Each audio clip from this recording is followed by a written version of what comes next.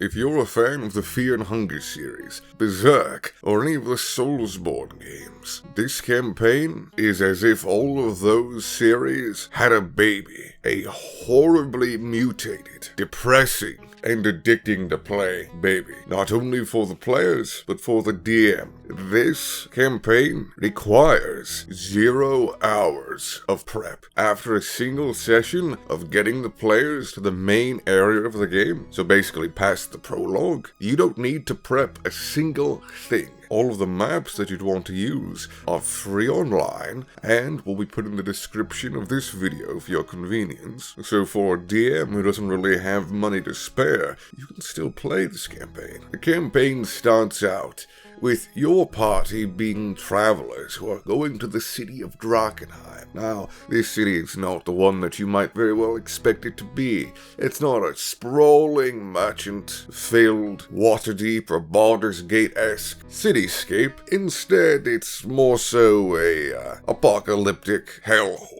But your characters have gone there for their own personal quests. So each of the characters in the party can either choose or make up their own personal quest of why they're going to this destroyed city. Some may be going to try and find a relic of their family history, or perhaps a relative who's been lost after their own explorations inside the city. Or maybe their mother died inside the city when the meteor hit about 10 years ago or so, and they're coming back to try and find their mother's apron who they always remember her wearing when they made cookies together. Yes, that is actually one of the personal quests of one of my players. There's a lot of possibilities, really. But for whatever reason, you are headed into the city. But to get there, there is a journey. You'll have to go through the road to Emberwood Village. There's several different things that may befall you and your party, but those things are minute compared to the struggles you've reached in the city. For when you get to Emberwood Village, you will find yourself surrounded by forlorn souls. Whether they be villagers of Emberwood Village or other adventurers fallen on hard times under the realization of how deadly Drakkenheim is. The average Drakkenheim party will speak amongst the citizens there. They'll ask things like, oh, what can we expect? What threats lie within the city? They may go into the tavern and ask other adventurers for advice. And eventually, they will enter the city. And that is when the campaign actually begins. For every hour spent inside the city, your players are to roll dice to determine if they find an encounter during it. The encounter could be some traveling knights who might inquire as to their business within the city. Instead, it could be some cultists who their leader has been granted a vision of the players entering the city, and the cultists are sent as envoys, bringing forth perhaps a gift or a curse on the players, or just a message. Instead of these sorts of encounters, of course, maybe they run into a horde of undead, of haze husks that explode and contaminate the players. As one thing about this city is its denizens are horrible, mutated creatures, whether they be original citizens of the city who were corrupted by the magical radiation within it after the meteor landed, or our fellow adventurers who suffered a horrible end and received too much contamination, becoming monstrosities. Regardless, this is the general idea of how the campaign will be from session 2 to session 50. The party will enter the city with plans to either explore around and look for delirium, an expensive resource only found within the city, very small remnants of the meteor that hit it, or instead, maybe they've been given a quest by one of the 5 factions in the campaign who will actively want the players to do missions for them, and in exchange, reward them with items, reinforcements, and even spells to cure the contamination. Yet eventually, the factions will want the players to definitively take a side in things, to raise up their banner, and perhaps even go to war for them. Now this may sound relatively simple, and you might wonder, could this get boring? The party is just going inside this city, doing some encounters, maybe doing a dungeon or a quest, and exiting. It sounds simple, and to an extent it is, but in practice, it is one of the most engaging games I've ever run.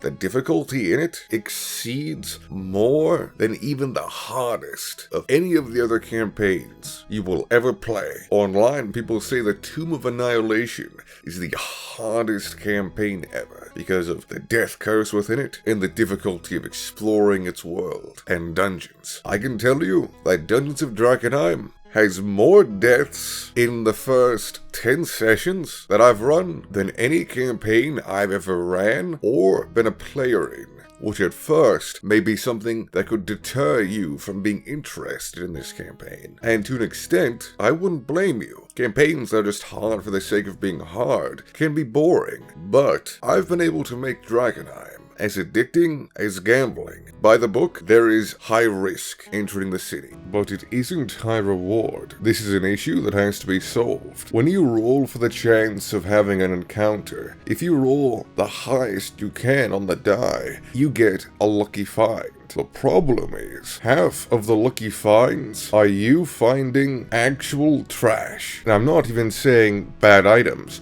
I'm saying you legitimately find trash on the ground. Imagine being hyped up for a lucky find. Oh, damn, I rolled a 10 on my D10 roll.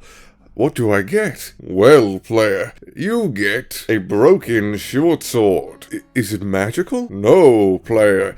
It's actually not even more than its hilt and grip. Please add a bladeless short sword to your inventory. You lucky guy, you. It sucks. You're supposed to roll a d20 roll, and if you roll 1 to 8, you find garbage on the ground. And if you roll beyond that, if you roll a 9 to a 20, the lucky finds are underwhelming. Now, instead of all this, what I do is I actually allow my players to roll on the magic item tables. There will be a link in the description of which ones I use, which have all of the updated items on them. If they are in the outer city, I have them roll on 3 tables. Meanwhile, if they are in the inner city, I expand it to 5, from 1 to 5 being increasing rarity. I have them roll a 1d3 or 1d5 to determine which table to use, and then I have them roll a 2d100. Now, I don't give them 2 magic items, no, but I allow them to choose which type of one they prefer through describing them leading the party through this section of the city, and being able to choose a route that might have them be going through a magic item shop, maybe for wizards and more of the arcane casters, or alternatively, a blacksmith, which seems like it's more for nobility. So the first one might just produce a wizard's staff or wand, while the second one could produce mithril armor. I'll try and give small subtle hints to the player that'll give them enough information to choose what item they want without actually giving it away. 'Cause it always can suck when you keep finding some lucky finds, but none of them are to what you're wanting. But at the same time, you don't want to have much metagaming going on, so you don't want to inform the players of what choices they have of items. Now, I promised you Fear and Hunger D&D, and that is what I will grant you. In the description of this video, you'll find a great many Fear and Hunger items, monsters, everything. Now, these weren't made by me. I don't want to take credit for them, but I have used them before in a very neat way that you can. When you roll on the encounter table, you might get a lot of the same encounters over and over again. And this can become a bit boring for your players. No one wants to fight zombies for 2 sessions, 3 sessions, 4 sessions straight, and most people don't want to fight hordes of enemies. They much prefer fighting a few strong ones with unique and interesting abilities. So, what you should do is, let's say 3 of your players roll ones, and after tallying up the encounter they'll have to face, you find that it's going to be rather boring. So, what you can do is you can tally up the CRs and add them together into a CR pool. So let's say you get a huge horde of zombies, a few gargoyles, and a horde of ratlings. What you can do is you can take all of these and change them, but keep the CR of the eventual battle the same. Now obviously, CRs aren't the only thing you can go by. They shouldn't be.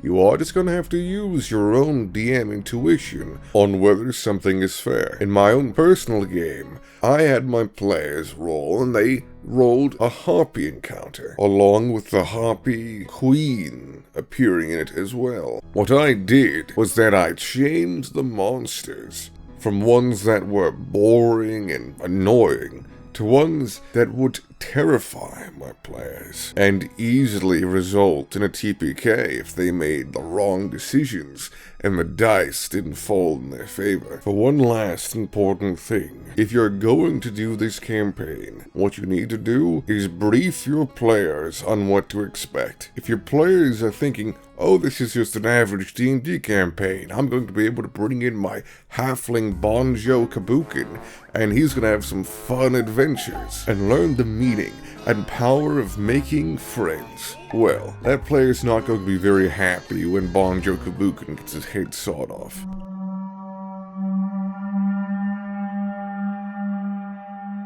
I hope you've enjoyed the video. If you want to tell YouTube that my video is worth watching, like this video, leave a comment, and subscribe to my channel. The algorithm legitimately will not show this video to anybody. So thank you if you give it a push, and I hope you enjoy my other videos.